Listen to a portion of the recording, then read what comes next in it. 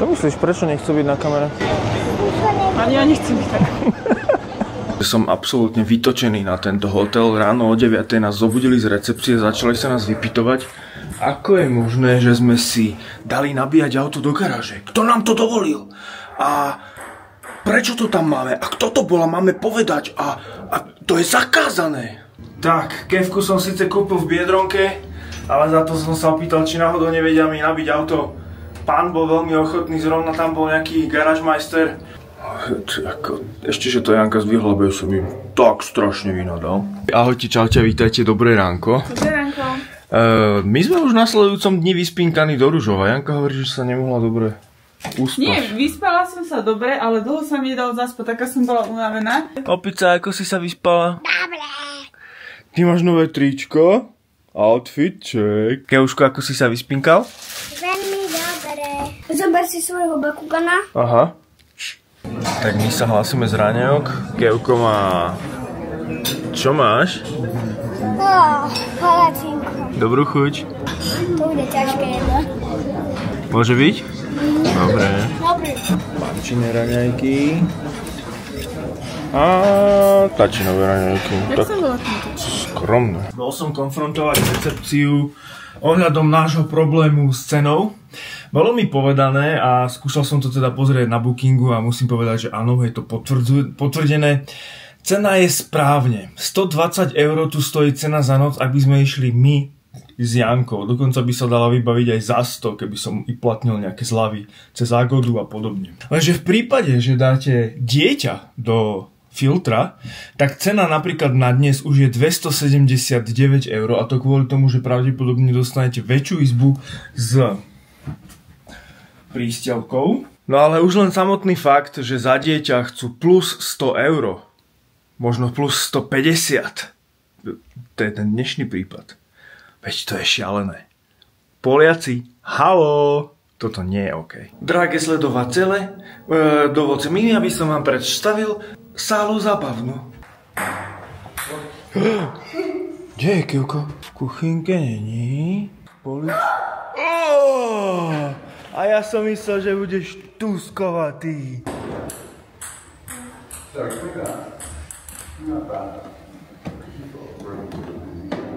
Ty, tam je garáž? Ty si tam krásne zaparkoval. Miestny automat síce môžete dať do slovenčiny aj angličtiny, ale pre miestnych je to oriešok nakúpiť to cez kartu. Pani mi pomohla, ale mala s tým celkom dosť solidnú komplikáciu. Po asi 15 minútach sa nám to podarilo, takže máme parkovanie. No ale v centre Zakopaného o mnoho viac ľudí ako v januári 2020. Akože asi tak krát, že? Bolo tu veľa ľudí, ale toto je akože o mnoho viac.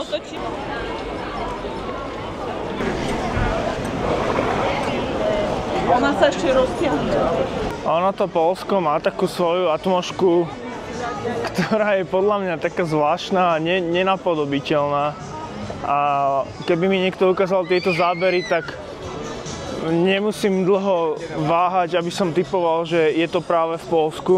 Má to svoje kultúrne specifika. Jednoznačne. Čo vy na to poviete? Ako ste na tom vy? Radi chodíte do Poľska?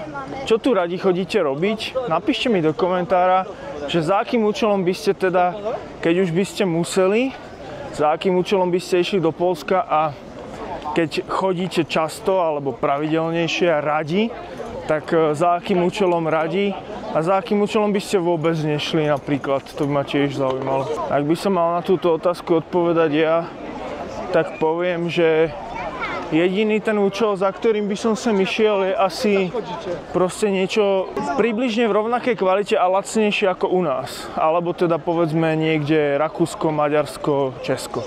Lebo nedáva mi tu úplne zmysel ísť a platiť tie isté peniaze ako v Rakúsku a dostať vlastne to, čo sme dostali včera v tom akvaparku. Mnohí mi budete písať, že to bol zlý výber, jasné. My to vieme, ale chceli sme to proste vyskúšať. Toto je ten bankomat, v ktorom nikdy nevyberajte prachy. Euronet tam je napísané, hej? Môže sa stať, že vyberiete kilec a zaplatíte kilec.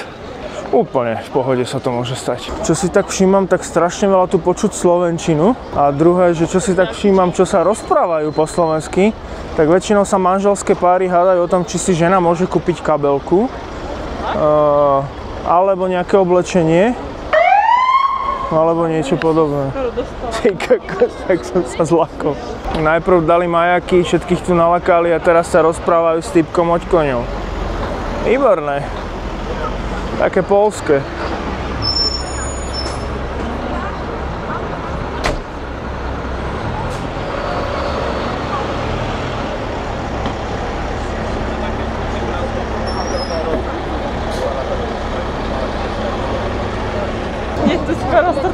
No. Keď si na prechode v strede križovatky a zrazu si tam niekto pri učiach zahadzvoní. Čo je masa. Sledujte to.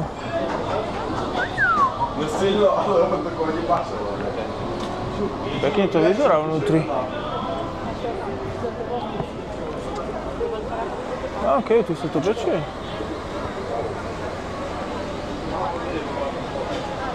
Zemiačky. Tu v Poľsku sa až tak neradujú, keď ich točíte. Väčšinou sa ako odídu alebo zakysankovo zatvária. Taký maďarský výraz. A ty si čo kúpil? Zase? Pánenko skákava. Máme problém. Mamča niečo chce. Ja chcem zemiačky točené. Mamča, poď si kúpiť zemiačky zatočované. No. Nie. Chceš takéto zemiačky? Ľudia sa tu veľmi neštítia vám cez kameru. Facebooku. Áno, vážne? Zo Švajčiarska pozerám. Zo Švajčiarska? A to sa potom zretíme za Kopanom. No výborne. To je sranda. Mamča, už to ide. Dobre. Ja dvakrát takúto. A však to isté im povedz, čo teraz si povedal. Mamča objednáva v angličtine, časť prvá. V polštine. Polsko-slovenčine. Zmrzlina zatočená a vlastne dobre. Teta nechce byť vôbec na kamere. Práve som to hovoril, že oni tu ako sa hanbia za to, že tu pracujú alebo niečo také. Čo myslíš, prečo nechcú byť na kamere? Ani ja nechcem byť tak. Can I pay with card? Card? Yes. Then Sorry? Twice this. Si mohla skúsiť trošku po polsky. To bola moja polská angličtina. Aha, tak toto je. Jako? Angličtina by tu mala byť polská a žiadna iná? Tak. Dal by som ti palec, ale držím si svoj nákup, čo som si kúpil. Zemiaky, zákron cen. Ty máš jakú porciu, kamarát môj? Ešte mi tu príde taká celkom zaujímavosť, že tu človek počuje naozaj ľudí zo sveta. Francúzov sme tu počuli. Angličanov bolo kopec na hoteli. Naozaj natívnych anglických, dokonca Američanov som počul na raňajkách. A veľa Arabov tam bolo v tom hoteli. Do Poľska, mne to príde strašne čudné, ako neviem, no. A zase možno niekto sa čuduje, že idú aj k nám do Bratislavy. Takže ja sa zase čudujem, že niekto ide do Zakopaného. Ale zase prečo nie? No ja nechcem sa vrácať k tomu, že aký mám názor na slovenské Tatry a turizmus a ústretovosť a to všetko, ale my sme podľa mňa strašne španielská dedina pre tých turistov a možno keď to len o 10% niekto menej komplikovane spraví ako u nás, tak asi má veľkú konkurenčnú výhodu, lebo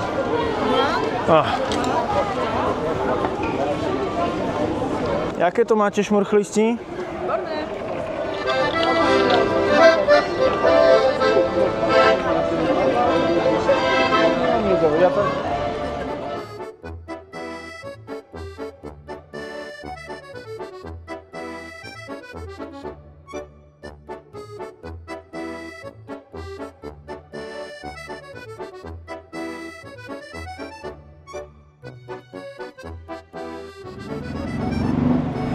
No dámy a páni, a to je koniec pešej zóny v Zakopanom, čiže my sa pomaličky so Zakopaným budeme lúčiť a ideme pokračovať do našej ďalšej destinácie. A schválne tipujte, že kam ideme. Či na to prídete.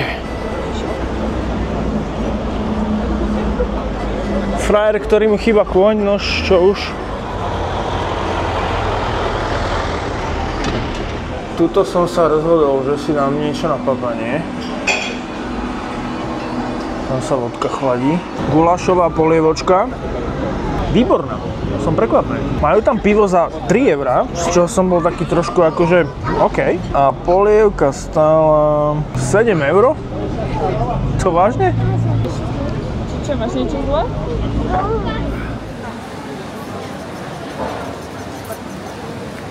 Pohol sa? Máš mu dať 5.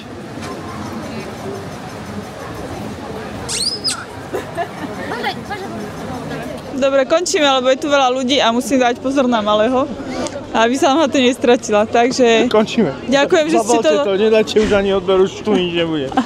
Ďakujem, že ste to dopozerali, dajte odber, like, follow, hopla, šupla a nechám vám slovo Ondrejovi.